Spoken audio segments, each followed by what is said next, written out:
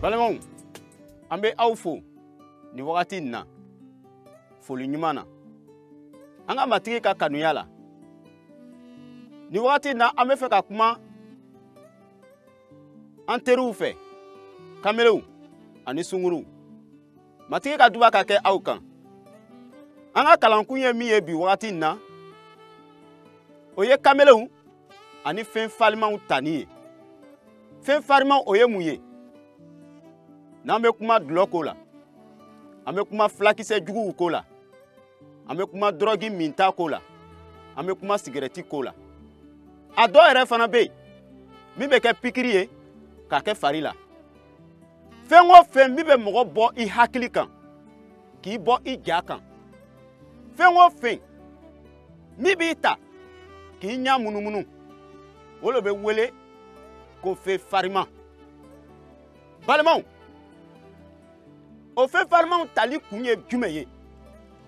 Dɔw b'a fɔ ko olu bɛ o fɛn farimanw ta ka o yɛrɛ ja gɛlɛya.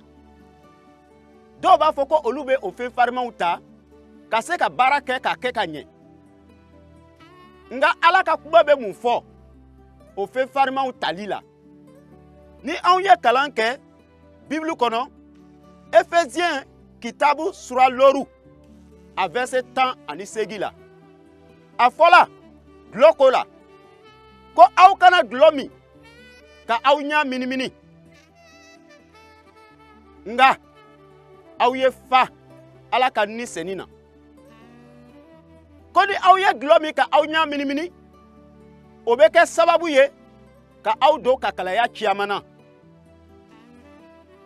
Balimaw, yala tamasiyɛnw bɛ kitabu la ka fara nin kan wa? Awɔ, tamasiyɛnw bɛ kitabu la. N'an taala layirukɔrɔ la, daminɛ kitabu la, a sura 6 a verset 21, an bɛ kila Nuhu ka ko sɔrɔ o yɔrɔ la. A fɔla ko lɔn dɔ ko kila Nuhu ka dulɔ min, nka lɔ o bɛna bari mɔgɔ caman na. Nka a ye kɛ to a sɛbɛnni bɛ Ala ka kitabu la.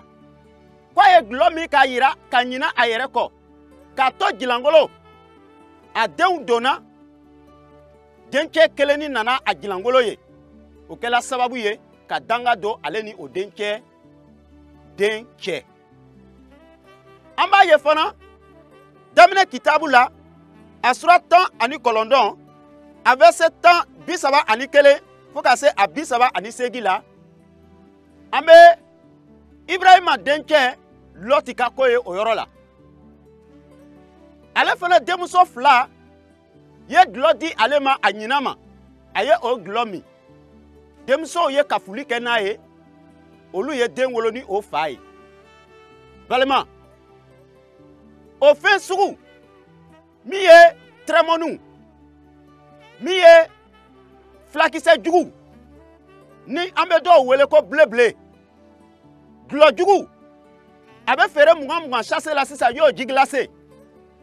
Aw y'a yɛrɛ kɔrɔsi o la. Drogue jugu, a y'a yɛrɛ kɔrɔsi o la. O bɛ mɔgɔ cɛ janya i bangebagaw ma. A b'i kɛ mɔgɔ langolo ye. I tɛ sadiya bonya, i tɛ Ala ka kuma bonya. Balima, ni ele tola o fɛn kalamanw tali la, ka kojugu kɛ, n'i sala o kojugu la, Ala ka kiti bɛ ben i kan. I bɛ kɛ jahanamaden ye. Nka Yesu k'i bɛ na ale ma. Ko a ye na ne ma, aw min bɛ sɛgɛla, ne bɛna lafiya di aw ma.